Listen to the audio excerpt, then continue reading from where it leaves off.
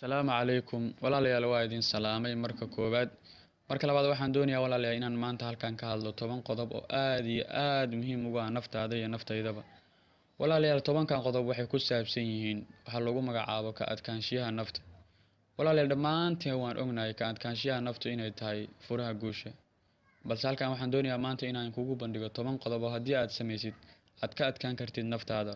Ku soo dhawaada mowduuceena maanta.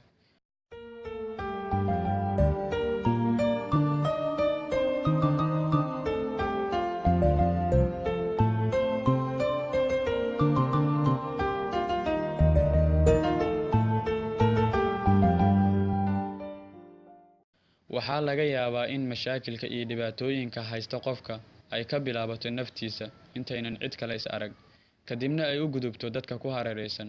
Taasina waxay mar kasta ka timaadaa inuu qofku awood u yeelan waayo sidii uu naftiisa uga adkaan lahaa. Dadka badiyaaba nafahooda ka adag ayaa waxay keligood awood u leeyihiin inay si deggan ula dhaqmaan dhibaatooyinkooda. Qof kasta oo awood u yeesha inuu naftiisa xakameeyo waa qof isku filan, waxa uuna leeyahay iimaan adag iyo kalsooni uu isku qabo oo u sahlaya guul kasta oo uu haminayo. Haddaba walaalayaal, sahanwada youtube.com waxay idin soo gudbinaysaa maanta 10 arrimood oo kuu fududeynaya sidii aad uga adkaan lahayd naftaada. Waa qodobka koowaade, naftaada ku qasab inaad akhridid muddo cayiman maalin kaste. Tusaale ahaan, aynu nidhaahno waxaad ka bilowdaa inaad 30 daqiiqo wax akhridid maalin walba. Halkan ayaad ka bilaabi kartaa inaad naftaada ku khasabtid wax akhris daruuf kastaba ha kugu hareersanaatee.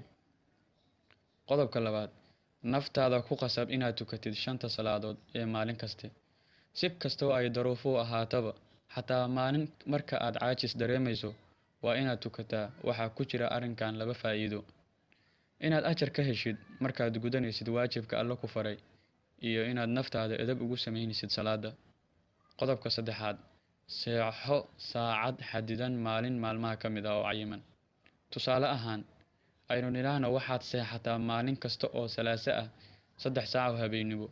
Waxaana waajib kugu ah inaad marka aad xadidid maalinta iyo saacadda aanad ka bixin ballanka aad naftaada la gashay. Qodobka afraad, naftaada ku qasab nooc ka mid ah cuntada maalin cayiman.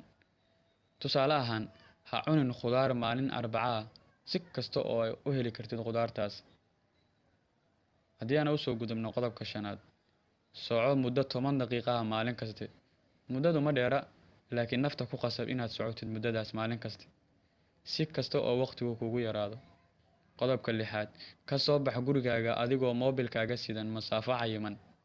Halkaan ayaad naftaada kula galaysaa dagaal, iyadoo aad ka walwalaysid moobilkaaga yaa kaa soo wici doono, gaar ahaan haddaad tahay dadka shaqada badan.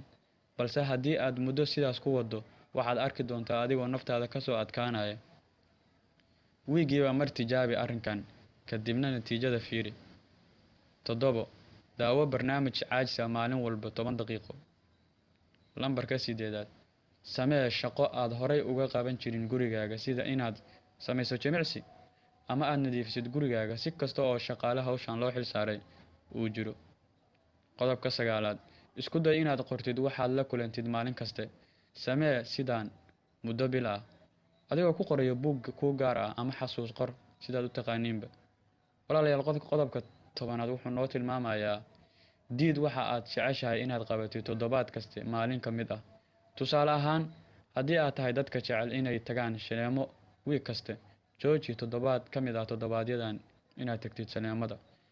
Sidoo kale, haddii aad aragtid toddobaadka ku xiga xalwad aad u jecleyd ama waxyaalo aad ku haminaysid nafsadaada maalin maalmaha ka mid ah inaad gadan doontid, walaalayaal u diid nafsaada, una diid inaad iibsatid. Halkaas waxaad ka arkaysaa inay nafsadaada aad ka adkaatay, maadaama ka adkaanshiyaha naftu sidii hore aan ugu soo sheegnay ay tahay furaha guusha. Walaalayaal, qofka bini'aadamka ah hadduu naftiisa ka adkaado, guushiisuna waa dhowdahay. Balse haddii aadan naftaada ka adkaan, guuli ma soo dhowa. Marka koowaad waa inaad naftaada ka adkaataa, markaas ayaad guul rajayn kartaa.